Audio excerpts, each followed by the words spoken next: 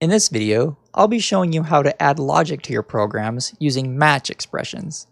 Match expressions are similar to if-else expressions, however, there's one key difference that I'll be going over. So match expressions are used to add logic to your programs.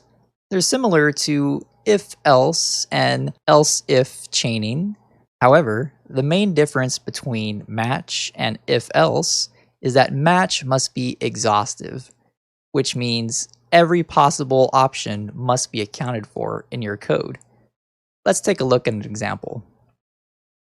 So here we have a Boolean value named SumBool, and it's set to true.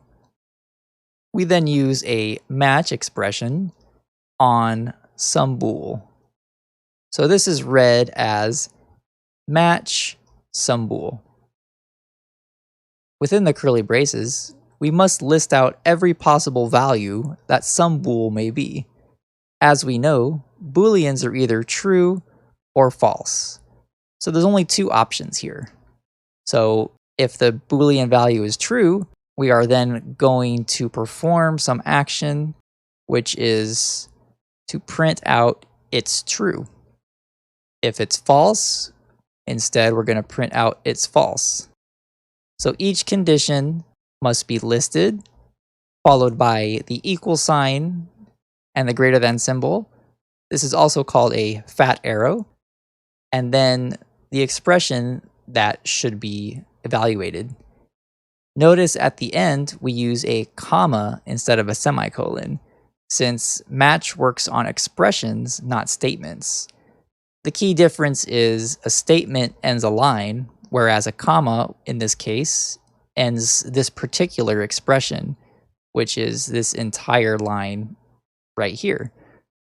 So whenever SumBool is true, this gets executed, but if it's false, then this will get executed. Let's take a look at another example. Here we have a match on an integer. So we have some integer with a value of 3. We're matching on some integer. We enter into the match block, and here we're testing out 3 possibilities. So if it's 1, we're going to print it's 1. If it's 2, we're going to print it's 2. And if it's 3, we're going to print it's 3. Now, integers in computing can go pretty high, up into the billions, but you don't want to list out every possible combination into a billion. What we do is we use an underscore.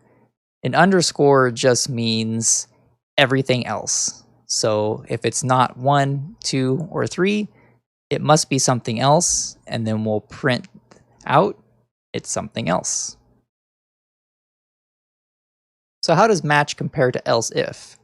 Well, with match, every possibility will be checked by the compiler, and if you forget one, then the compiler will tell you. Also, if a new possibility is added, then you will be notified in order to handle this situation.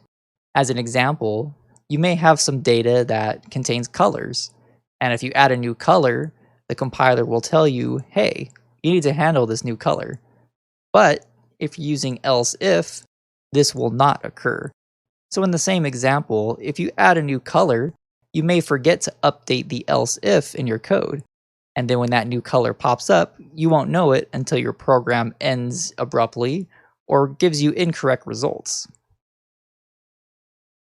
To recap, prefer match over else if when working with a single variable. Match considers all possibilities, which leads to more robust code.